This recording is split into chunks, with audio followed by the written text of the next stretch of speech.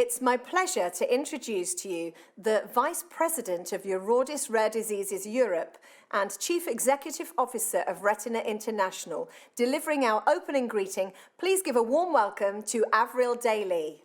Good evening, Avril. How are you today? I'm great, Carrie. How are you doing yourself? Yeah, I'm very good, thank you. Take it away. Well, you're looking resplendent in red this evening, so it's lovely to see you. But unfortunately, everyone, on behalf of EURORDIS, I would really like to extend to you a very, very warm welcome wherever you are joining us from this evening. And as Carrie read out, so many places all over the world for our 10th annual Black Pearl Awards ceremony. It's really, really great to have you. What can I say? I'm sitting here in a room with my dresses that I would normally wear hanging behind me because they're the rare disease colours. So I wonder what all of you are wearing. Are you dressed in your rare disease colours this evening? Well, I suppose we are not where we expected to be.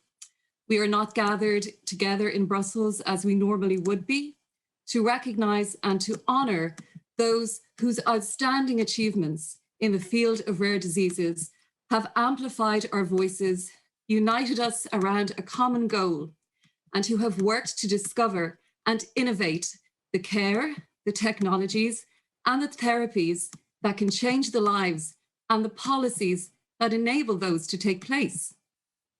Just because we cannot be here together tonight does not mean that we cannot go on. The show must always go on. Technology allows us all to be together and to celebrate Rare Disease Day as we should. Technology has continued to play a huge part in the development of this community over the decades, and indeed the rare disease community are often the very first adopters of new technologies and new methods of communication across borders and barriers, be they cultural or linguistic, uniting us and informing us. And adaptation is nothing new. And so if any of this community can find a way to carry on, we will find a way to carry on. Tonight, we cannot ignore the reality of COVID-19, this pandemic and its impact on our world, on our community, on our families, on our day-to-day lives. It's really been enormous. It has not spared our rare disease community either. However, many of you have tuned in this evening and you know what it's like to be forced to cope with a new reality, a very unexpected one, such a challenge is not really new to this community, really, is it? It's not new to this audience at all. We know through the Rare Barometer Voices studies that the challenges it has brought to the people living with rare diseases have been enormous for not only them, for their families, and those who deliver their care as well. 83% of rare disease patients' care has been disrupted. 6 in 10 found that the interruptions to care were detrimental to their health or the health of the person that they care for.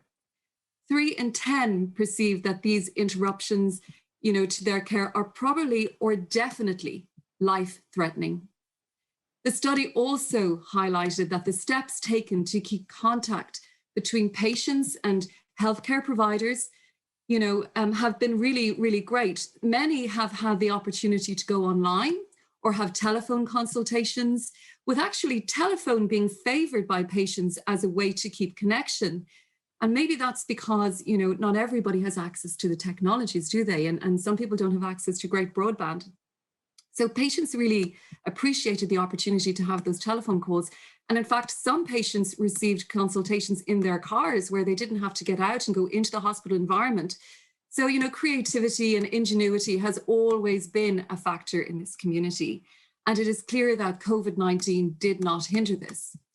And the Rare Barometer Voices also provided some very interesting observations that could be applied to a post-COVID world, leading to greater efficiencies in the delivery of care, the chance now to work together to build back better, and to really focus on how we can work to move forward. And we continue to move forward at a pace.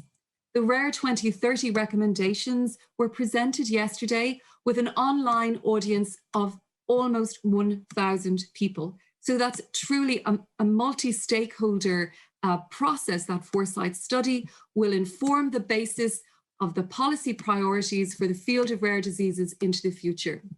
So we are calling for an updated, refreshed policy framework for rare diseases in Europe to guide the implementation of national plans for rare diseases with the same measurable objectives, bring together a refreshed, concerted strategy across research, digital, healthcare, social welfare, complementing existing legislations, and encourage continued investment in the field of rare diseases at both the European and the national levels to ensure that we do not lose that momentum.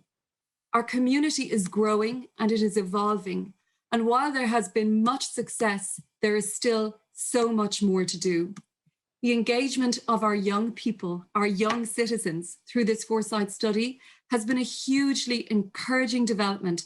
And personally, I have to say, I find their involvement so stimulating, so engaging, and highly encouraging to me in my job. It's just wonderful to see all of you being so engaged. These are confident and accomplished young persons, giving us all the hope that the rare disease community can carry on with clear consensus-driven objectives, that they will continue to be a public health priority and a highly innovative space, because these young citizens will make this happen. They have the words and will find a way. While we are not all in the same room together, dressed up as we would like to be, I think the last time I was dressed up was this time last year. It's good that we have, a sense of joy. It's really good to encourage that. It's still there. And that sense of joy is so important in this community. It is joyful when we meet. I know from my own experience of meeting all of you, we learn so much from each other and we gain so much from each other. But it's also not with just a little emotion that we can't be here, that we can't all be together. But I know that the rare disease community is as close as we are allowed to be. The National Alliance are here, the federations are here, our disease-specific national patient organizations are here, large and small, old and new members, our friends from Rare Disease International and our friends from the global rare disease community are here from us from everywhere, as Carrie mentioned, as far away as California.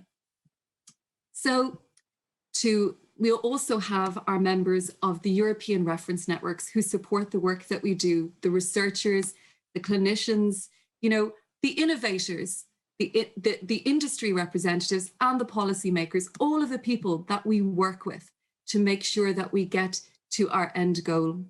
So thank you for being here tonight to acknowledge our peers and our colleagues in the way that they deserve to be acknowledged.